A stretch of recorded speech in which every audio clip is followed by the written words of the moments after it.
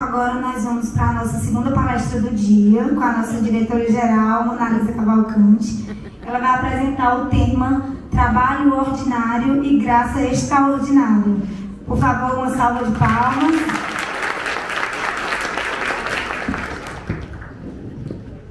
Que desafio, hein?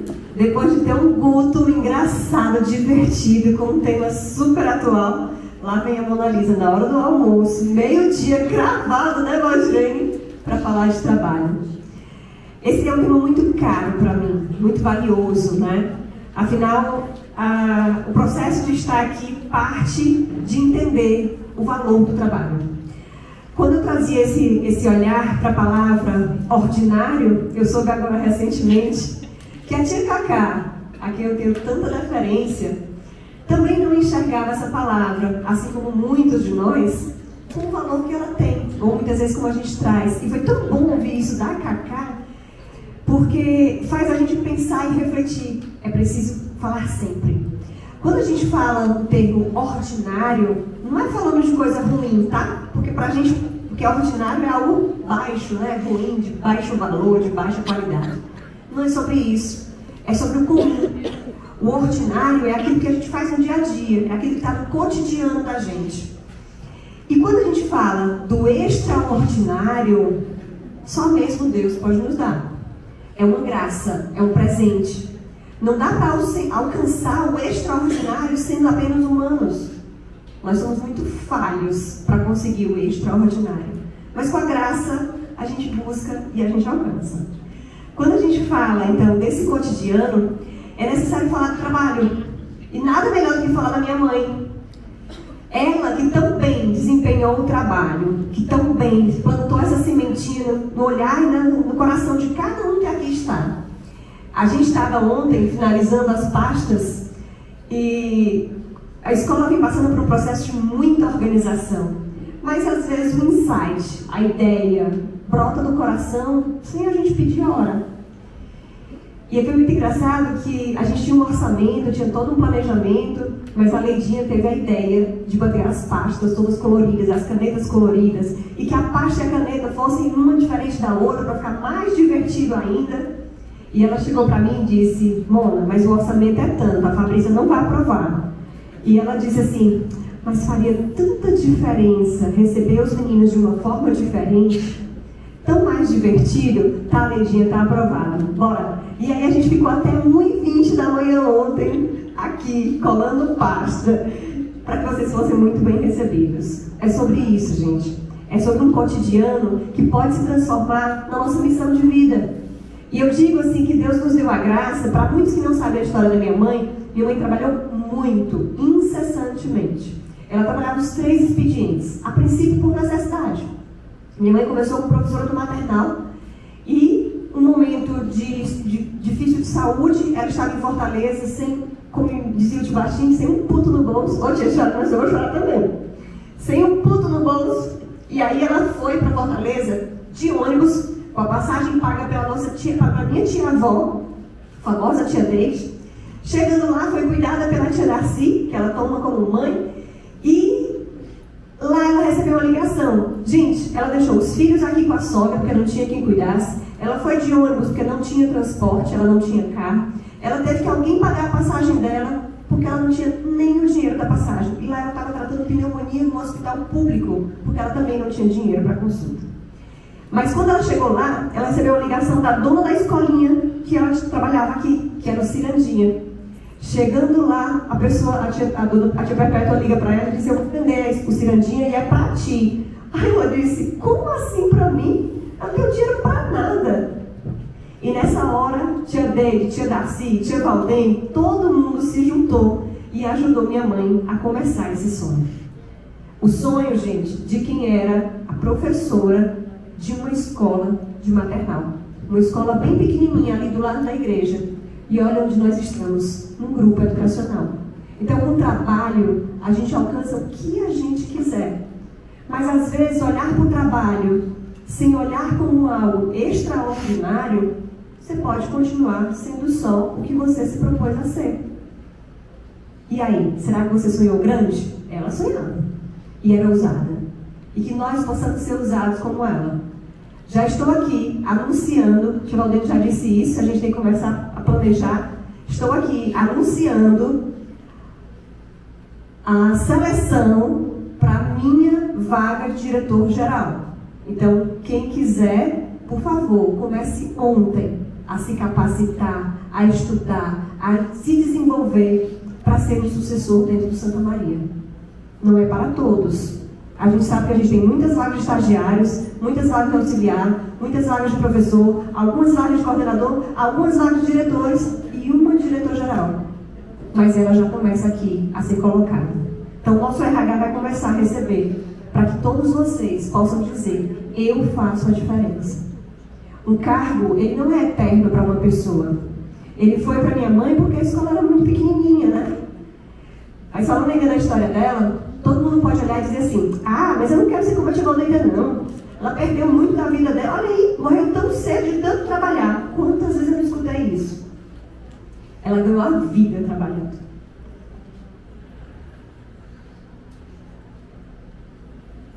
E para nossa graça, e para o nosso conforto, no dia anterior ao AVC dela, ela passou o dia inteiro só para o Tia Valdeira fazer exames. E sabe o que ela testou? Uma saúde perfeita. Uma mulher que não tinha o hábito de ir ao médico, tirou um dia para ir no cardiologista, no clínico, eu não lembro, não sei, mas foi também no neurologista. 6h30 da tarde, ela saiu de toda essa bateria de exames com um atestado de saúde perfeita. Então, ela não morreu por excesso de trabalho. Ela morreu porque Deus queria.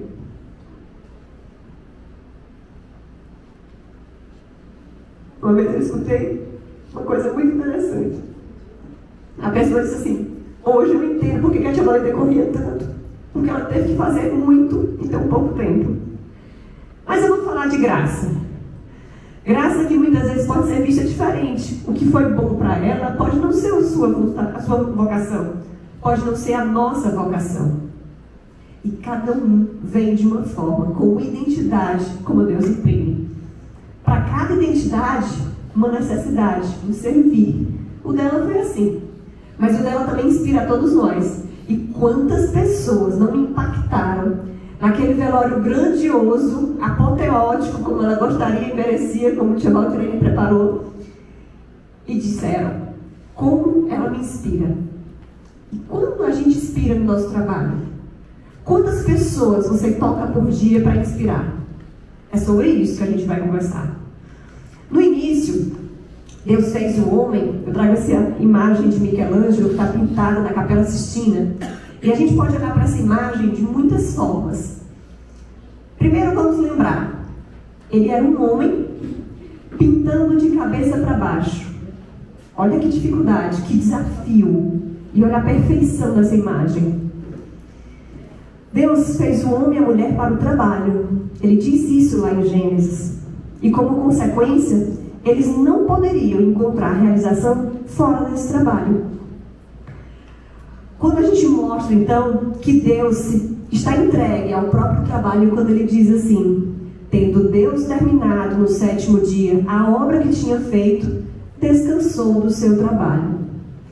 Acredito que Deus é tão perfeito que numa frase como essa ele diz: é no trabalho e no descanso que a gente alcança o fim último. Aquilo que então a gente veio para fazer.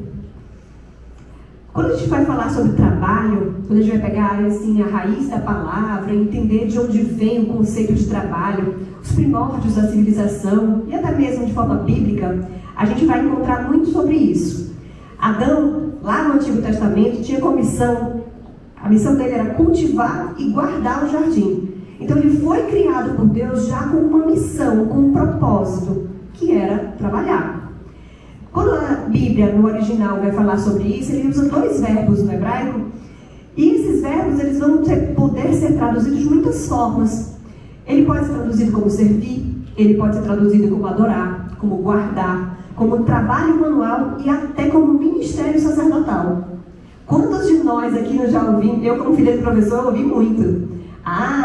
Pedagogia é um sacerdócio. Já ouviram essa palavra, essa frase? Demais, né?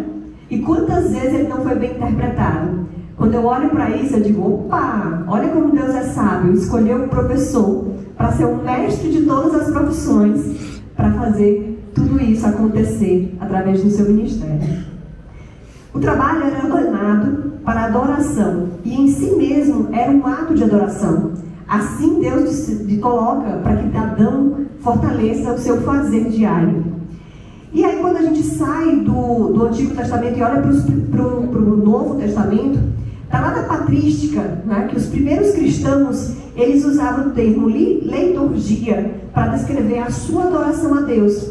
Mas quando a gente vai ver o que é liturgia, a gente vai ver então, nas traduções antigas, que ele vai indicar uma adoração ritual, mas também um servir ao público. Esse serviço público, muitas vezes, pode ser visto como o nosso trabalho. Afinal de contas, eu trabalho para alguém, eu não trabalho para mim mesmo, concorda? Aquilo que o Guto falou, né? Eu trabalho para algo acontecer para alguém. Então, adorar a Deus constitui toda a razão e toda a finalidade do ser humano no trabalho. E ele veio lindo aos 30 anos, forte, imponente, manso, humilde, bem retratado? Não. Ele veio pequenininho, como um bebê, filho de um carpinteiro, a ponto de lá em Marcos perguntar, não é ele o artesão? Que é isso aí, irmão? Não é ele o artesão?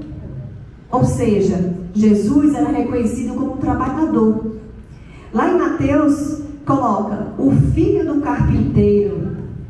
Esse pai tinha uma profissão e esse ofício foi ensinado ao filho. Quantos de nós não aprendemos o que a gente faz de melhor com a nossa família? A lavar uma louça, a cuidar de uma casa, a zelar por um jardim, a dar aula, a digitar. O que a gente faz de melhor? Com quem você aprendeu? A andar de bicicleta, a contar aquela boa piada. Meu pai não cessa de trabalhar, e eu também trabalho. Jesus traz isso com muita força para a gente. Ele exerceu o sacerdócio que Deus oferecerá a Adão. Deus entrega para Adão a missão de cultivar e zelar pelo jardim. Adão, pelo pecado, se deixa ludibriar pela serpente e não assume o seu propósito. Mas aí Jesus vem como um novo Adão. E ele sim assume o propósito de trabalhar. Ele teve sofrimentos também. Quem aí não se cansa no final do expediente, gente? Né? Pegar um monte de columinzinha assim no colo, ter trabalho de fazer pagamento de um monte de boleto, dar conta de construir tanta coisa e reformar tanta coisa, dar conta daquele aluno que muitas vezes não está a fim de estudar e a gente tem que motivá-lo, dar conta, ir lá e fazer. Mas isso gera sofrimento, isso exige esforço, e Jesus também passou por isso. Então, se ele, que era ele, vivenciou tudo isso, por que nós? Não. Tudo tem um certo olhar. Se a gente puder colocar o olhar de Jesus naquela situação, talvez a gente encontre mais graça em fazer as pequenas tarefas do dia a dia.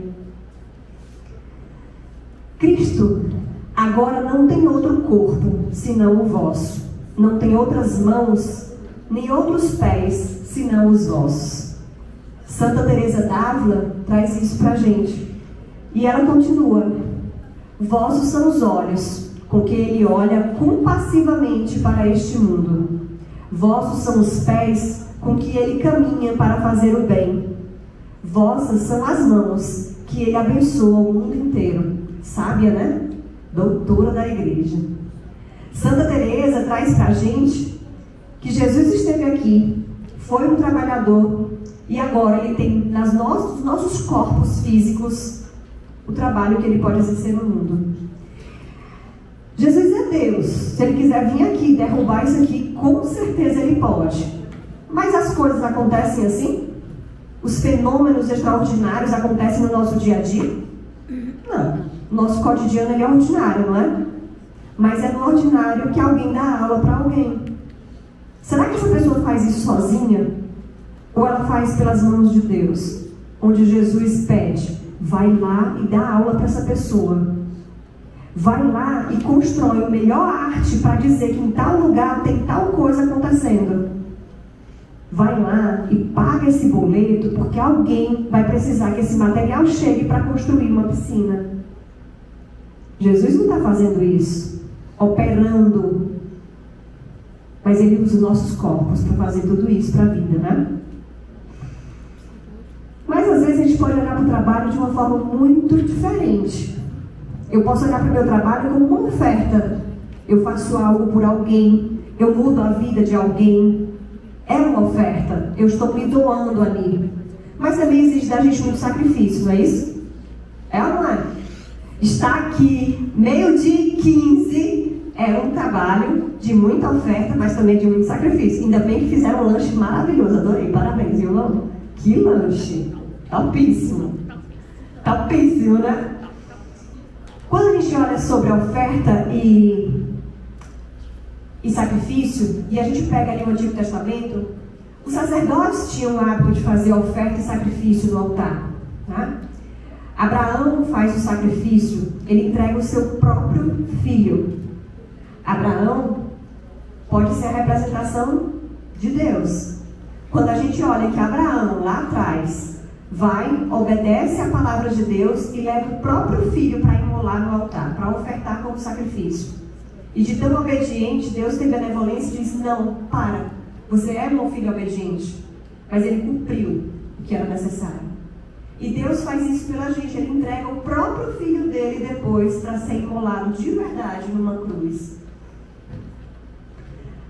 Os sacerdotes do Antigo Testamento tinham esse hábito de levar uma oferenda para o altar, porque era assim que eles prestavam culto a Deus.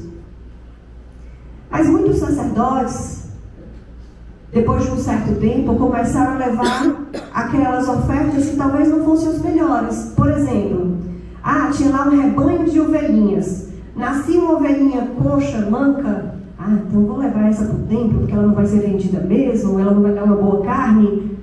E assim começaram a trazer ofertas que não eram agradáveis a Deus. A gente pode olhar também para a oferta de Caim e Abel. Lá no Antigo Testamento, Abel faz a oferta verdadeira a Deus. Caim, querendo ser esperto, ele diz que vai fazer a melhor oferta para se colocar diante de Deus, mas quando Deus percebe que dentro do coração dele estava malícia, e Caim foi obrigado, foi castigado a vagar no mundo depois. Se a gente olha e reflete Caim e Abel, a gente encontra tanto do nosso dia a dia. A gente teve a oportunidade de estar escutando Jordan Peterson, que é um grande psicólogo canadense, e ele pegou a palestra inteira dele, gente, uma auditório lotado, tinha umas 5.000 pessoas. Eu consegui, assim, o último ingresso da última fileira, do último setor, mas estivemos lá. E foi uma grande graça depois poder, através de uma professora. Nesse dia a gente estava muito cansado de um evento que a gente já estava. E a gente ficou muito lá atrás, então eu acredito que a gente não conseguiu absorver o melhor da palestra. E quando depois uma professora, que depois eu posso compartilhar com vocês, ela fez uma reflexão no Instagram dela. E para mim falou tanto, porque ela foi como o Guto fez com a gente, sabe? Assistiu ali o vídeo, mas depois foi fazendo essa pergunta.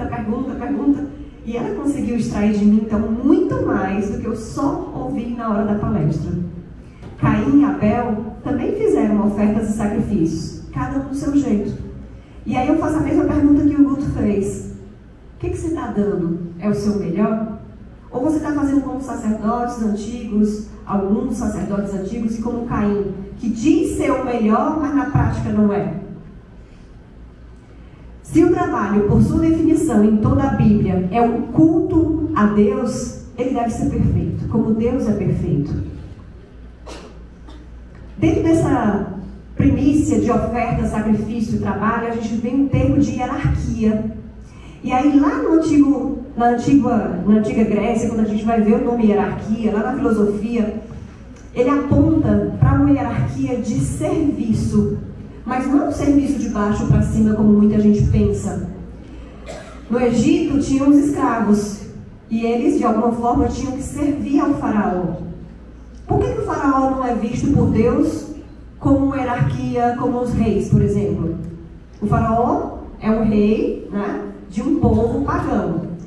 No cristianismo, o reinado ele foi colocado como algo diferente dos faraós. No Egito, por exemplo, é o estilo de pirâmide. O escravo serve ao faraó.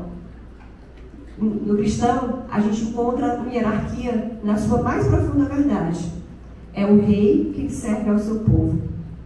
Na hierarquia de trabalho, quando eu tenho um líder que serve ao seu povo, a gente abstrai e consegue extrair o melhor de todo mundo. Educar é isso, né? É extrair o que há de melhor em cada um.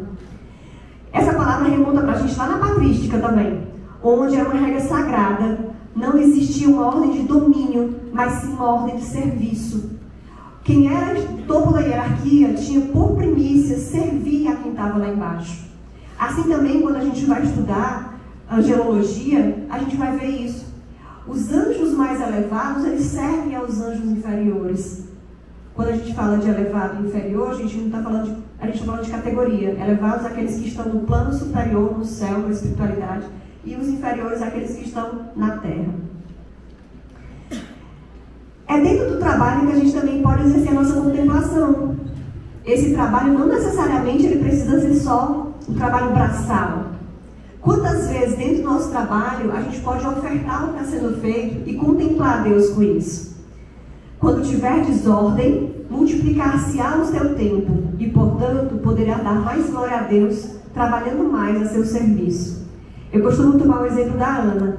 A Ana é muito ordenada e ela brinca comigo dizendo que ela tem que ser um pouco menos. E eu hoje já faço um esforço muito grande, porque para eu me ordenar foi algo tão difícil, que hoje, por exemplo, eu faço um movimento interno para assumir que hoje a gente está atrasado na programação. É tão difícil para uma pessoa desordenada se organizar, mas quando ela consegue isso, ela vê que tudo sobra mais tempo, que tudo fica mais tranquilo, que tudo fica mais bem feito. Porque a gente tem tempo. Quando você planeja, você evita os problemas. Eu vou contar para vocês uma situação que aconteceu comigo recente pela minha falta de ordem.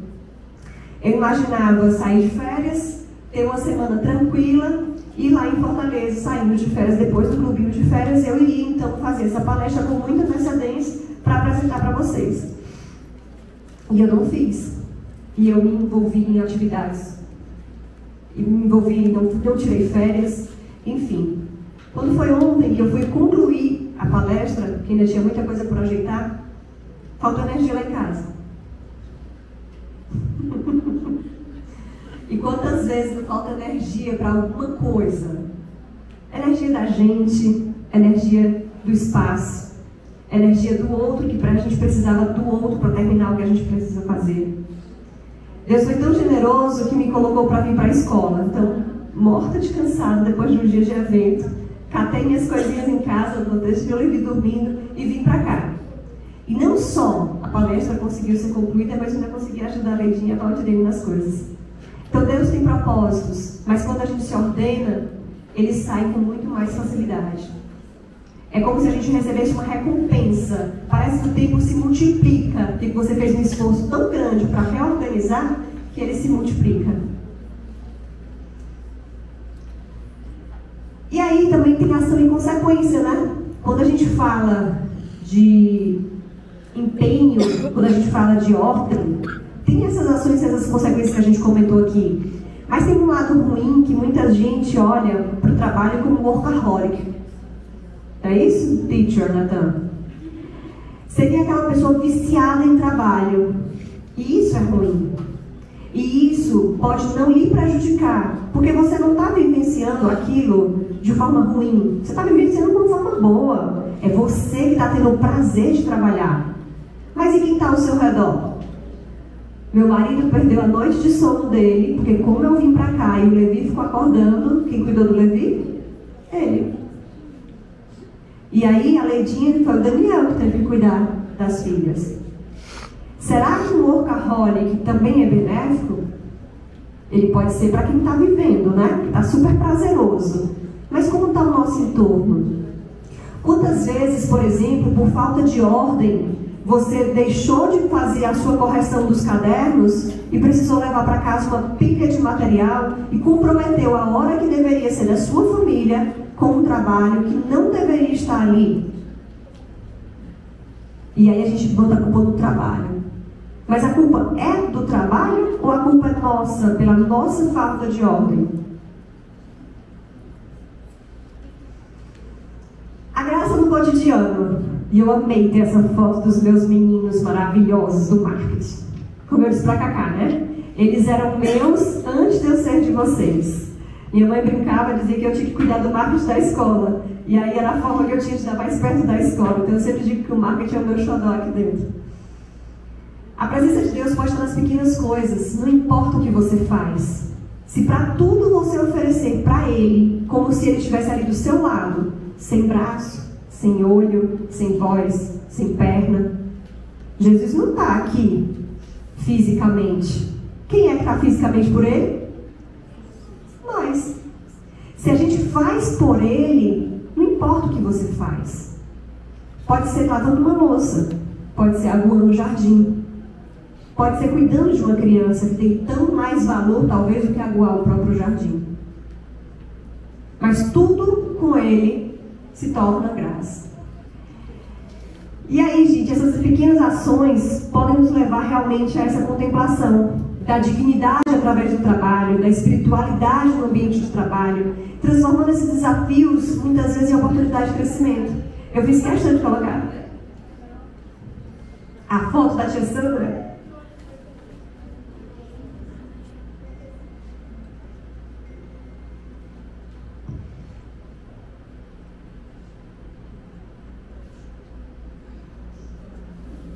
Eu nunca disse isso pra ela. Eu olho pra tia Sandra, com 3 filhas, e eu lembro muito da minha mãe.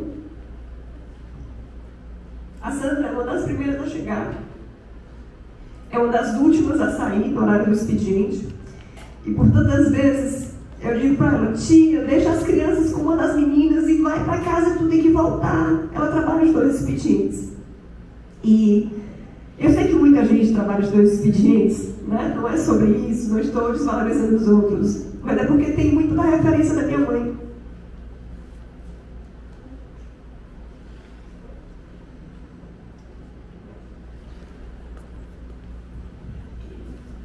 Mas às vezes são nessas oportunidades de desafios que a gente encontra o crescimento. A Sandra não larga as crianças. Talvez não seja por falta de confiança na equipe dela, porque ela é a líder das estagiárias que estão com ela, das auxiliares que estão com ela, concorda? Quando o Guto falava de liderança aqui, eu acredito que muita gente só pensava na gestão, mas eu sempre penso em cada professor que é líder na sua sala.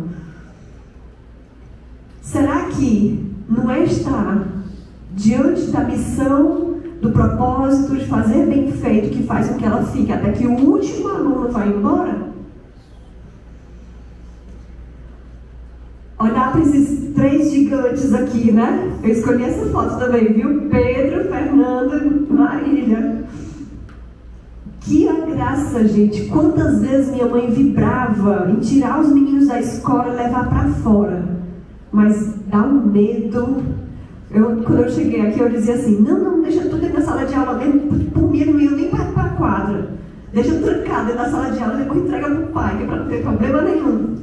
Mas não é sobre isso. As crianças precisam de muito mais da gente. Inclusive do risco de levar uma turma de adolescentes para o estado vizinho.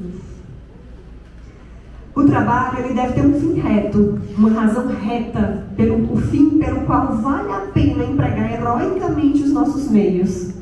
Se você não bota essa razão, o trabalho vira só mais uma atividade do seu dia a dia que lhe coloca para baixo, que lhe cansa, que lhe consome. O dinheiro nunca vai ser suficiente. Nunca. Porque se o trabalho for só pelo dinheiro, você sempre vai ter algo a mais para querer almejar, alcançar, e o dinheiro nunca vai dar. Então não é sobre isso. Essa casa não foi construída pelo dinheiro. Essa casa foi construída pelo trabalho de muitas pessoas que puseram aqui um meio para chegar lá em cima. completo só Deus pode ser. Tão certo quanto fomos criados para trabalhar, é o fato de que, em última instância, fomos criados também para adorar. Que a gente possa, então, usar essas duas colunas. O trabalho, então, deve nos levar à oração, porque olhando para Ele, eu posso pedir o que eu quero, eu posso conversar com Deus. E eu tinha muita dificuldade nas orações vocais, né? Mentais, perdão. E uma vez eu escutei São José Maria falando assim: o que é orar? É falar com Deus, de ti e dele, das tuas dificuldades, das tuas glórias, dos teus pequenos momentos de sucesso, daquilo que te causa medo e ansiedade. Então, na hora que a gente está trabalhando, a gente pode pedir a Deus a força para trabalhar, a sabedoria para tomar a melhor decisão, a condução. O trabalho deve fluir nesse momento de oração. Quantas vezes ao longo do nosso dia de trabalho a gente não pode entregar e conversar com Deus ali em algum instante? E estar permeado nessa oração é fazer sobre isso. Se o sentido do homem é o trabalho, e se o trabalho tem o seu sentido em Deus, sem oração o trabalho vai se desordenar. Se o trabalho é para ele precisa estar nele. Mas ele precisa também ter descanso. A gente precisa ter um ócio. E quando eu falava de ócio, eu muito workaholic, sempre fui e pensava assim, não, que é isso, absurdo a pessoa ficar sem fazer nada. Mas quando a gente fala de ócio, hoje, vivendo no ordenamento, o ócio não significa não fazer nada. Significa fazer algo diferente do que estava sendo feito antes. Isso realmente é o descanso. É o lazer vivido em espírito, em oração, em contemplação. É você botar sentido naquele pouquinho de momento que você possa ter de descanso. Seja ele, por exemplo, talvez uns 10 minutinhos de sono que você possa ter depois do almoço. Seja ele, por exemplo, você pegar o seu horário de almoço para fazer um exercício físico. Seja ele você viver um nada. Ah, eu vou hoje deitar e assistir Netflix, porque é o que me faz feliz, eu quero ver um filme. E você pode se permitir com isso. Afastar-se do acontecer diário, né? É dar um break naquilo que você faz cotidianamente. Ter um pequeno extraordinário no meio do dia a dia tão comum. E essa paz que a gente busca, Santo Agostinho dizia que a paz nada mais é do que a tranquilidade na ordem. Então, quando tudo está ordenado, aquela tranquilidade vem porque tudo flui, tudo acontece, tudo dá certo. Para isso, gente, uma boa dica que eu recebi, que eu posso passar, é fazer um plano de vida. Eu tentava ser ordenada, mas como não existia planejamento, nada acontecia. Nesse plano de vida, eu aprendi a fazer primeiro um planejamento, uma preparação, para depois executar. Depois de executado, analisar, averiguar. Deu certo, não deu? Posso fazer melhor? O que eu fiz de bom hoje? O que eu preciso melhorar naquelas ações de hoje? E São José Maria dizia assim: santifique o seu trabalho. Coloca um motivo sobrenatural na tua atividade profissional de cada dia e terás santificado o trabalho. Ele também fala: santificar o trabalho, santificar-se no trabalho e santificar os outros com o teu trabalho. Daria para colocar aqui milhares de frases de São José Maria, porque ele tem vários livros falando do trabalho. E o heroísmo do trabalho não está em ser, por exemplo, uma pessoa de sucesso. Está em você terminar a pequena tarefa do dia a dia. Concluiu aquela pequena tarefa? Planejamento em outra? Então faz a outra. Conclui cada coisa. E para terminar, eu lembro aqui que toda mãe trabalha, não trabalha? E muito, né? Quem tem bebê pequeno, então, nem se fala. São José Maria, no livro Caminho, ele fala assim: mas não tem visto que as mães da terra, de braços estendidos, seguram os seus meninos quando se aventuram, temerosos, a dar os primeiros passos sem a ajuda de ninguém? Não está só. Maria está junto de ti.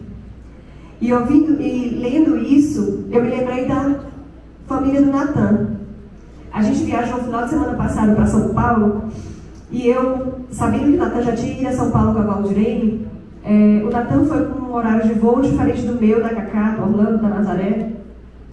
E aí então eu botei para o Natan assim: Natan, olha, eu vou fazer o percurso de como você vai sair do aeroporto, vai para o seu hotel, e vou te indicar tudo.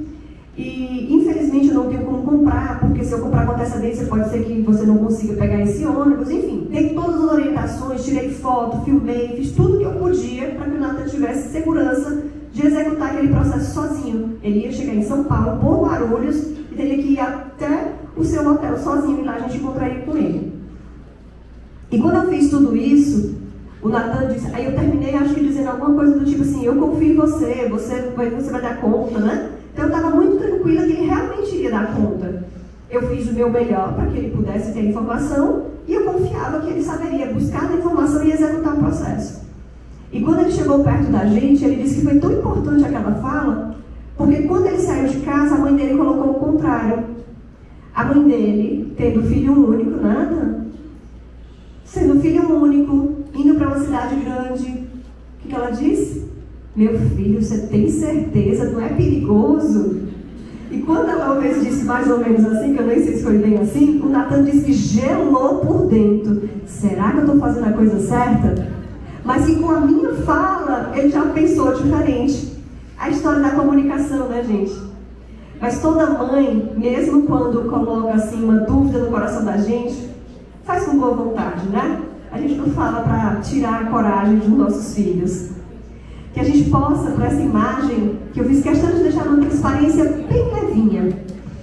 Aqui, Jesus, criança, aprende o ofício de ser carpinteiro com São José. E lá atrás tem Maria, essa mulher simples, comum, uma mulher comum, de carne e osso, sem nenhuma divinização. Ela estava ali, cuidando do Filho de Deus. Enquanto ele aprendia o ofício como pai, ela estava lá atrás tecendo tecido para talvez à noite aquecer esse filho. É em Maria que nossa escola se inspira, porque Maria serviu, porque Maria trabalhou. Talvez ela de uma época, talvez não, né? Maria de uma época que não existia água na torneira. Quantas latas na cabeça ela teve que carregar para levar essa água para casa? E era o ofício das mulheres. Quantas vezes ela não cozinhou no fogão a lenha, morando naquelas cavernas daquela região? Quanto trabalho essa mulher não teve que exercer para criar bem esse filho, para ele poder desenvolver também o ofício dele, que é salvar o mundo. Então, a exemplo de Maria, a gente possa também inspirar o nosso dia a dia, o nosso trabalho. Gente, para concluir, essa palestra ela tem como fundamentação esse livrinho aqui, que eu gostei muito de ler. Voltei lendo no dia da palestra do Scott Hahn, ele esteve aqui no Brasil, a gente teve a alegria de ir lá. E para quem não conhece, o Scott Hahn é um grande autor, tá? Ele é teólogo de formação, primeiramente presbiteriano, depois se converteu ao catolicismo, tem muitos livros, é professor, é pós-doc, professor pós-doutorado em uma das maiores universidades dos Estados Unidos. Então, quem quiser o livro vai estar lá na minha prateleira, eu tenho um monte de livrinho bom ali. Eu queria contar uma coisa para quem não sabe, eu nunca li nada, nunca. Minha mãe tentou muito me fazer uma boa leitora, porque ela era uma leitora assídua, e eu sempre escorregava. Quem não tem ordem não tem leitura, né, gente? A palavra é essa. Eu não sabia ler. E toda a vida, para mim, é uma grande dificuldade. E logo que eu cheguei aqui, eu coloquei como obrigação para mim. Era um sacrifício que eu ofereci a Deus. Senhor, eu tenho um sacrifício para te entregar hoje. Eu vou ler uma página por dia. Só uma página. E às vezes nem essa uma página eu cumpria. Mas eu pedi tanto a Deus para poder ser uma boa leitora, que eu acho que Ele me deu a graça. E esses são alguns dos livros que eu já li esse ano. Então, aqui tem um livro, quem quiser ler depois pega emprestado. Mas eu queria deixar esse outro aqui como sugestão também. Aquele lá, ó. Criados para a grandeza. Existe uma virtude chamada magnanimidade. Pouca gente fala sobre ela. E esse livro, ele é de um administrador, tá? Alexandre Harvard é um cara que fala sobre administração.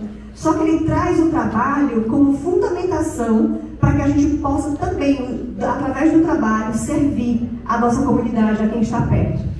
Quando a gente bota sentido no trabalho, tudo acontece de uma forma muito diferente. Eu gostei muito, é um livro muito fácil de ler. Ele fala sobre liderança, criados para a grandeza, liderança, magnanimidade e serviço. E aí eu queria deixar também um outro, que eu até botei um videozinho nos grupos antes de ontem.